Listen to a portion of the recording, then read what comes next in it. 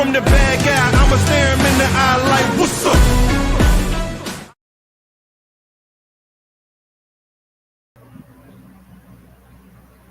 Hello, everyone, and I would like to welcome you to day 14 of my Story, My Strength Challenge. This isn't just a healing journey, it's a revolution of truth, and today I am standing in mine. I created this challenge as a personal act of courage and of release. But more than anything, I made it for survivors who have been overlooked and judged for doing what they had to do to survive. So, that's kind of one of the reasons. There's so many reasons I've done this, but that is a big, big reason, because healing is not always just a straight and narrow path. It's raw and it's real. And sometimes it's wrapped in choices that we're not proud of, but were necessary for our survival. If this series has taught me anything, it's that being honest about your hardest moments is where the true healing begins. So here's a trigger warning, you guys. This episode discusses domestic abuse, legal battles, and emotional distress. Please take care. Oh, and arson. Please proceed with care. Take breaks if needed and prioritize your mental wellness above all. Okay, so let's just jump in there. Okay, so today I want to talk about what some of us would do to get our freedom. Just leave. I've been really, really giving people a hard time for that. This is what just leave looks like when you actually leave. These are the things that we have to do to get our freedom from this abuse, to get away from abusers. And this is something that I'm not proud of, because I had to lower my standards to get this done. So when my ex, I think I talked to you guys, I know a few episodes back, I spoke with you guys about how he tried to burn down my home with my children in it. And I was out. I ended up back in Alaska. I was like, no, I can't do this. I did not want nothing to do with this man. And I just wanted a divorce. But I knew he would not only try to fight the divorce, he would try to get custody of my kids, because I tried to divorce him a couple of times. We went to court. I tried to get restraining orders on him. We'd go to court. The judge always ruled against me, saying I didn't have enough evidence, whatever. So I knew I couldn't win. Especially not that easy. But I never wanted to put my kids through having to go in and testify and talk about the things that they've seen them do. They were still really young. I didn't want to do that. I didn't. They've been through enough. I didn't want to put them to that. I had already had physical custody of them during one of the restraining orders that I got on him. We went to mediation. We agreed for me to have physical custody and us shared legal, and our visitations had to be agreed upon by both parties. So we both had to agree that he could take the kids before he took them. So if I didn't feel like they were safe with him, or if they didn't want to go with him, I could say no. And if he tried to call the police on me, it's like, I'm not violating any court orders. So he didn't have to go with them. They didn't have to go with him. If he did take my children without consent, he would go to jail for kidnapping. And I would gain full legal and physical custody. He would lose all parental rights. The only thing I needed to do was end this marriage. And I was like, okay, because as long as I was married to this man, every time I call the police, it's like, well, you guys are legally married. There's nothing we can do. We can't help you. We can't make him leave. Okay, but we haven't lived together in years. Okay, but on paper, you're still married, so we can't help you. And I had no idea how to file for divorce without letting him know where I was, because he didn't know I left, or what I was trying to do, because I knew he would fight it. I did not know where to begin. But at that time, I was friends with a friend of mine that I've spoken about, the one that I ended up having to end the friendship with. But at that time, we were really good friends. And she was someone who had gone through a divorce without knowing where her spouse was. So she was going through her second divorce, and she was really depressed and upset. And I was like, okay, well, we could be divorce buddies, because this divorce was hitting her hard. And this was something that I felt like I can use to kind of gain my own freedom. So, okay, let's be divorce buddies, so she don't have to go through this. And she kind of walked me through the steps of filing for a divorce for a missing spouse.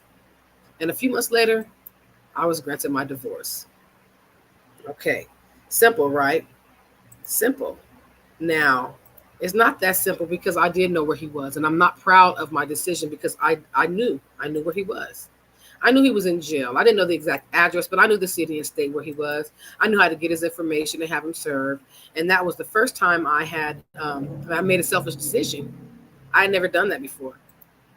And he had a to call me on three-way with him on the phone saying that he wanted me to send him pictures, that he wanted, his wife back. And I didn't mention anything about, what I was doing. I didn't tell him I was getting a divorce. I didn't tell him nothing. I only wanted to just be done with the marriage. So I just let him talk to the kids, and I got off the phone. And of course, he let me know if I tried to divorce him. Because I did kind of say, I don't want to be married to you anymore. Okay, well, you can try to divorce me if you want, but I'm going to fight tooth and nail to make sure that doesn't happen. Because at this point, he feels like the law's on his side because they've been showing that they're on his side. I've never been the type to lie or keep secrets. Even when people accuse me of lying and keeping secrets, I'm not a liar. I really believe in honesty. Really, I have a pet peeve about liars. So the fact that I lied, that meant a lot to me. That I was like, oh my goodness. I felt like I was no better than him. So this moment, this decision felt like a betrayal to myself about, to who I was. But the day that judge granted my divorce, I cried so hard. My daughter thought I was sad because she came with me and sat in the courtroom with me. She was sick that day, so she stayed from school. And I'm like, I'm not missing this. So you're going to have to sit in here with me. She was a little better. I really don't think she was sick, you guys, but whatever. And she sat in that courtroom with me, and she thought I was sad. And I had to explain to her that those were happy tears. And we kind of went out to lunch, and we celebrated my freedom. I know in this challenge, a lot of people expect me to only talk about, me being abused, me being kicked and slapped and punched and beat. But I don't think you guys should need to expect me to focus on the horrors of abuse. I also want you guys to know what it looks like to fight for your healing in ways that are not always clean, to actually have to do what you need to do to survive, because a lot of times we do things that we don't always agree with to survive, to be free. That divorce wasn't just paperwork. It was a war. And when I won, that meant he could no longer hold legal power over me. He could not. The police had to respect that we were no longer married. He had no right to my home. He had no right to my body. He had no right to me. And that was the day I took part of myself back from him. And I was so happy. Again, I'm not proud of how I did it, but the results, if I had to do it again, I would. Because why am I going to force myself to stay married to a person who's just going to use that marriage to manipulate and control me? It was horrible. But this experience it left me carrying a lot of shame, not for being abused, but for doing what I had to escape it. I started to believe that I was a liar. I'm like, I'm a liar. I'm just like him. I'm no better than him. If I could do something that sneaky, maybe I was the problem all along. I did question myself. And if people knew what I did, they wouldn't respect me anymore. Those thoughts kind of clawed at me. Even in my freedom, I felt like I had compromised my integrity. I was afraid I'd be judged for saving myself. That fear of judgment became its own prison. And I was also afraid that I was going to go to real prison if the judge ever found out that I actually did know how to get in contact with him. So I have a question for you. Have you ever done something that felt morally wrong, but was necessary to protect yourself or your children? So have you ever done something that you felt was morally wrong, but also was necessary to protect yourself and your children? Okay. What did that experience teach you about survival, and what part of you still needs to be forgiven? That's a hard question to answer. So I'm just going to refrain. Like, at first I thought I was a horrible person. My thoughts were that I was just like him. I was no good. I was just a really shitty person for sneaking behind his back and divorcing him, knowing that I probably should have done it the legal way or the straightforward way. But in reality, how I was able to reframe that is to understand that survival is not always clean. Abuse is in no way clean. And survival is not going to always be clean. It's often messy, gray, and morally complicated. But doing what you need to protect your peace, your children, and your future, it's not betrayal. It's resistance. It's choosing you in a world that taught you to stay small, quiet, and obedient. That's how I had to reframe that, to understand that this is a messy situation and it was going to be messy to choose myself. And I wasn't betraying him or myself. I was showing resistance to the abuse that he was giving me. Okay, so another affirmation that I have that you guys can use, anyone who's ever in these types of situations and feel guilty about what you had to do to survive, is I am not defined by the hard choices I made to survive. I am defined by the courage it took to make them. My integrity is not broken. It is unbreakable. I am free, and I earned that freedom with every tear, every risk, and every step I took toward myself. Remember that, because you're not wrong for surviving. So here's a coping skill. It's called write the release letter. Now this isn't a letter that you'll ever send. This is for you, okay? Take about 10 minutes today or whenever you have time, 10 minutes to write a letter to your past self at the moment when you made a decision that you weren't proud of. Write it as if you were holding her hand. Tell her what you know now. Tell her that she is not bad. She's not she or he or they, but that you are not a bad person. That tell yourself that survival sometimes look like silence, like disappearing, like not telling the whole truth. So this tool is about releasing that shame because that shame was never yours to hold. It was never yours to hold. So then you keep that letter somewhere safe or burn it if you need to, but let it be your release. Okay. Do not allow you having to do what you need to do to survive. And you didn't kill anybody, and sometimes you do what you have to do to survive when you are being abused. I'm not telling you to harm anybody, but in my situation, I didn't physically harm anybody. I actually just did what I had to do because I knew if I didn't do it in that way, it would have never ended. I would have never been free. So here's my 1 minute challenge to you, my empowerment challenge. Are you guys ready? Write the challenge is write your survival wins list. Okay.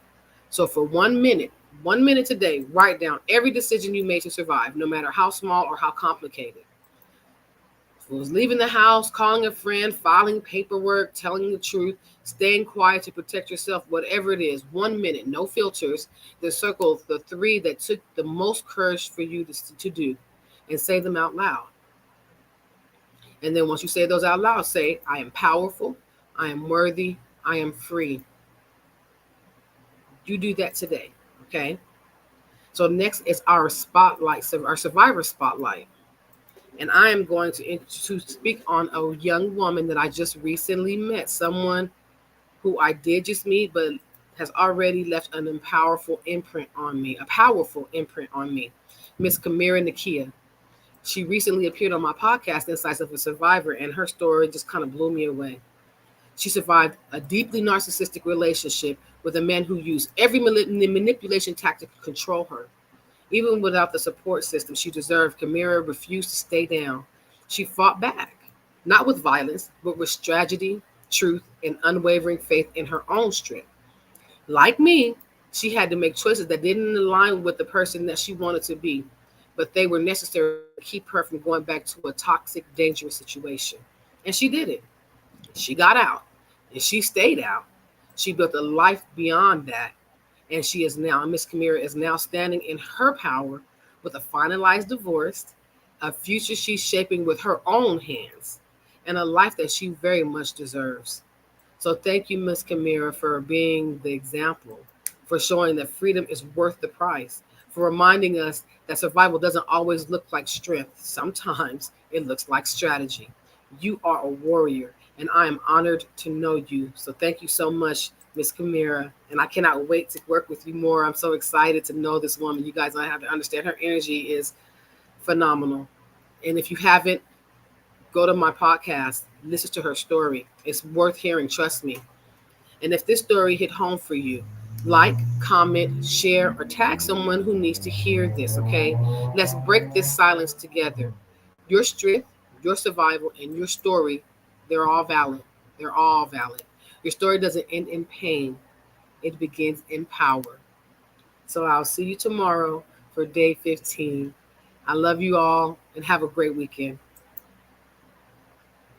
Heard you looking for a hero. Well, look up. No more running from the bad guy. I'ma stare him in the eye like, what's up? I know the journey got hard for a minute, but I ain't giving this up. Yeah, I got the heart of a champion. If I get knocked down, I